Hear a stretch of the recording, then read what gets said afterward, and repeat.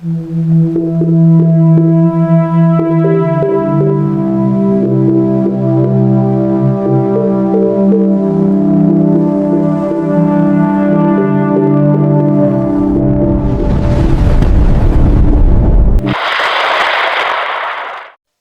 hapon po sa inyong lahat. Ipinapahayag namin ang pinakabagong impormasyon tungkol sa low pressure area na aming pinamamahalaan sa loob ng bansa, pati na rin ang bagyong nasa labas ng Philippine Area of Responsibility. Ang LPA na matatagpuan sa silangang bahagi ng Luzon ay bahagyang lumakas pa o nag-intensify. Ito ay malinaw na makikita sa aming pinakabagong satellite image. Ang nasabing LPA ay naghihila ng hanging habagat na may direktang epekto sa kanlurang bahagi ng bansa, lalo na sa Palawan.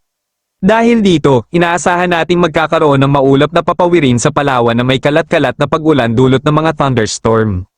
Dahil sa patuloy na paglakas ng LPA sa silangang Luzon, ang mga bahagi ng Cagayan Valley Region at Isabela ay makakaranas pa rin ng maulap na panahon na may kasamang pag-ulan, lalo na kapag dumating ang hapon at gabi. Ang aurora ay apektado rin dahil sa pag-ikot ng hangin mula sa pagbuo ng LPA, kaya mahalagang manatiling alerto.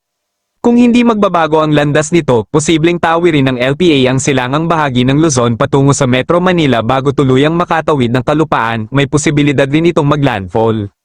Kahit na LPA pa lamang ito, malawak na ang sakop ng hangin na kanyang hinihila sa ating bansa. Sa kabilang dako, ang nalalabing bahagi ng Luzon, kabilang ang Batangas, Bicol Region, Metro Manila, at Mindoro Region, ay inaasahan na magkakaroon ng nagpapabuti o maayos na panahon. Gayunpaman, para sa ating mga kababayan na may edad, mahalagang manatiling alerto sa pabagubagong panahon dahil maaari itong magpababa ng ating immunity at magdulot ng panganib sa kalusugan.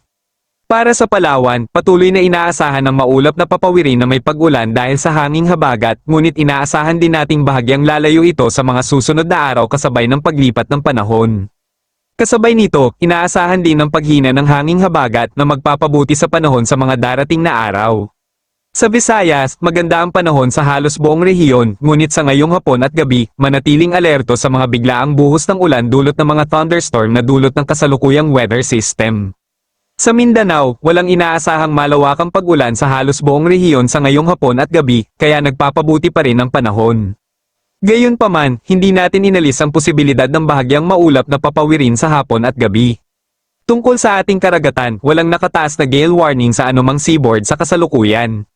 Gayunpaman, inaasahan ng katamtaman hanggang sa malakas na kondisyon ng dagat sa silangang bahagi ng Luzon at kanlurang bahagi ng bansa dahil sa epekto ng LPA at hanging habagat. Manatiling alerto sa biglaang pagtaas ng alon sa mga nasabing lugar, lalo na mahina ang inyong sasakyang pandagat sapagkat mapanganib ito. Bukod pa rito, ang bagyong aming pinamamahalaan sa labas ng PAR ay tuluyan ng lumayo at nasa labas na ng ating Tropical Cyclone Information Domain. Hindi na ito saklaw ng aming pagmamanman at wala ng epekto sa ating bansa. Kaya't ang dating dalawang weather system na aming pinamamahalaan ay naging isa na lang, ang LPA sa silangang bahagi ng Luzon. Walang dapat ikabahala sa bagyong nasa labas ng PAR dahil tuluyan na itong lumayo. Iyan po ang pinakabagong update sa ating panahon, pareho sa loob at labas ng ating bansa. Ingat po tayong lahat at manatiling updated sa mga susunod na ulat na aming ilalathala. Maraming salamat sa inyong panahon at pakikinig. God bless po sa inyong lahat.